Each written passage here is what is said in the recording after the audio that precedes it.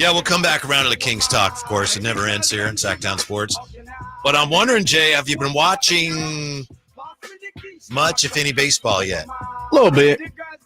But you haven't been out to the yard yet, have you? No. You know those. I don't make the Whitey Gleason salary, so I haven't figured I'll go out there yet. I'm not important enough to slide. A lot of empty seats out there. I'm not sure you'd have to pay what you think you'd have to pay. You might be spot on with that. You're right. You're probably right. I bring this up because I know you're not a big fan of theirs, and nor am I. But the Giants are freaking 5-1. They are. You know how it is. Go ahead. Say what you're gonna say. Well, they've won. They won 2 road series, and they just swept the Astros. Yesterday, I was on with Alan, and I said, "Oh, the Giants are off to a 4-2 start." They were 4-1, and somebody got really angry with me in the text line, which I get. Fans are gonna fan. I told you get it right. But it looks like, and it's too early to draw any conclusions, of course. 6 freaking games.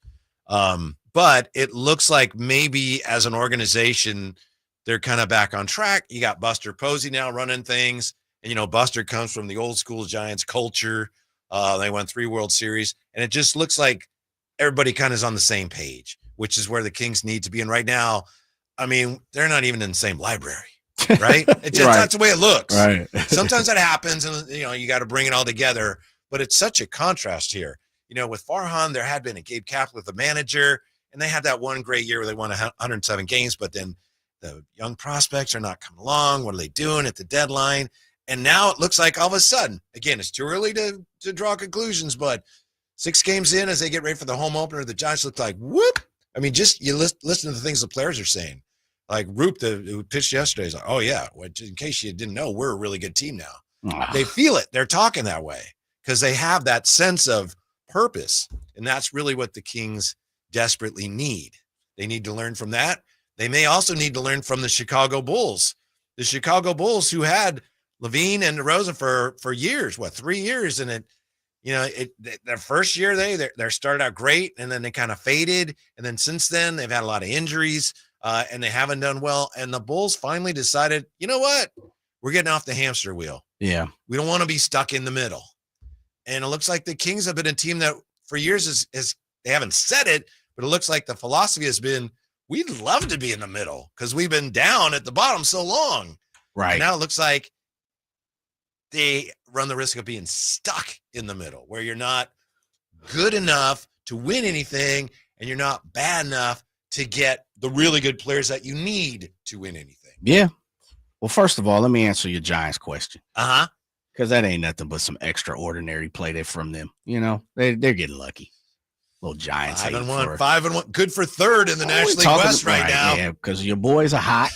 And, of course, the Dodgers are almighty. Dodgers are 8-0. Yeah, that's ridiculous. Yeah. Even though they got a couple easy wins over across the pond, too. You got to give them that, too. Yeah. But the Giants, they'll come back to earth. Don't worry about that. Don't let these Giants fans fool you. It's because Brendan was sitting in front of your face rocking a Giants hat. There's no way around it. They're off to a good start. That's all I said. 5-6 games? That's a good start. That ain't no good start. Talk to me. We're talking about 162. They've only played.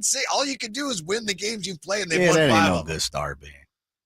I refuse to give the Giants fans or Giants any type of love. That's a dangerous tactic for somebody who says he's a fan of the A's, who are 2-5. Right? Well, I just keep it real with myself. The fact of the matter is Giants fans continuously fool themselves every year as if they got a chance.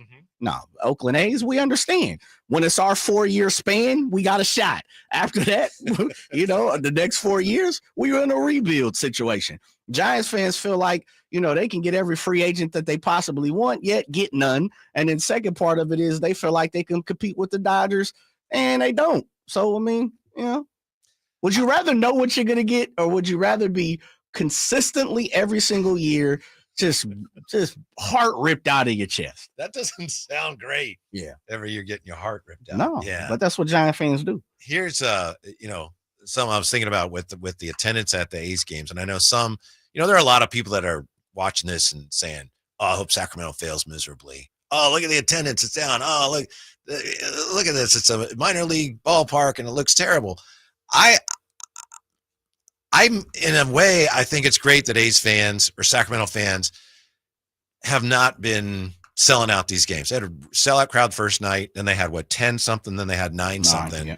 because I could be totally wrong on this, but I feel like the Athletics and MLB, they thought, you know what? These fans in Sacramento, they've never had a major league team. They're not going to know the difference. This is not a major league ballpark, but they don't know. It's going to be Major League Baseball, and they're gonna pay, through the nose to come watch these games. Well, we're not a bunch of hayseeds. I mean, No. we haven't had a team, but we've spent a lot of time at Giants games and A's games. We know what Major League Baseball is, and I understand everybody's making the best that they can out of the situation. But a big part of a major league experience is the major league facility. And if you're going to charge me major league prices to watch a team in a minor league facility, I'm not stupid. Yeah. No, it's a nice experience. And I'm going out there Monday and Tuesday. And for anyone who goes out there and has a good time, great. Yeah. But I think, it's not like we were just going to blindly just, here you go, baseball, and they take all our money. Thank you. Oh, thank you for playing Major League Baseball in our little podunk town. We're smarter than that, Jay. Of course we sharper than that, baby. This Sacramento. We're the city of trees. You know what time this is. Sacramento. We don't mess around. But no, I think, baseball has definitely tried to pull the wool over certain folks' eyes, and it just don't happen here in Sacramento when it comes to the fans, the patrons, the people who are spending their money. Now, they may have, pulled the wool over some people's eyes here in Sacramento, and we'll figure that out as, time comes, as time is warranted, if the wool has been pulled over certain people's eyes. At the moment, I think, and I was just telling this to Ramsey, one of the things for me is I'm still caught in a relationship of what has happened with the A's. And as much as it's like this, the person who I am in a relationship with has stayed the same, but we went from a mansion to a duplex, so to say. And though the duplex is new and maybe it's in a better neighborhood, or whatever, it's shinier, it's newer, it was built later on, where versus the mansion, it might be a little older, a little stained, probably need a little paint. The relationship is still the same. And for me, I've always said, and we've had this conversation, being from Sacramento, loving the A's, growing up being an A's fan, not a Giants fan, it's tough because I root for my squad, but man, I'm burnt out because of the relationship I'm in. Yeah. And I need a reset from the relationship between me and not the squad, but John Fisher, the ownership group. And so just what you said is it sounds great on the surface because I want to support my squad. I want to rep my flag. I want to throw that A's up. Yeah. Ricky Henderson Day, opening night, children were there, celebration. But when it's really all said and done, it's tough for me to spend my own money. It's tough for me. And this is the other thing. I value my time. I got stuff to do, right? I'm a husband and I'm a father. I got things to do. It's tough for me to go out and consistently be slapped in my mouth like Giants fans every year who believe they go win the championship by this ownership group. And so I'm still staying, man. And I know, people could jump in 916-339-1140 and say, Jay, pull it together, figure it out. I'm not opposed to that, but I am in my feelings in the form of I've given all my time, effort, and money to what's going on. And that relationship we ain't had a conversation. We ain't went to therapy. We ain't figured this out yet. Right. And so as much as I want to slide to the ballpark, as much as I want to cheer on the squad, as much as I want to rep the A's, you don't want to be taken advantage of. There was. And you don't want to be 100%. a partner in your being taken advantage of. Man, you hit the nail on the head big time. Yeah. More on the A's. What'd you go to school for again? I didn't need to. I should have just started teaching, right? I should have started teaching instead of going to school. Brother. Yeah. Kings have already learned speaking of school, a difficult but valuable lesson. Next with the Drive Guys on Sactown Sports. Visit SactownSports.com and join the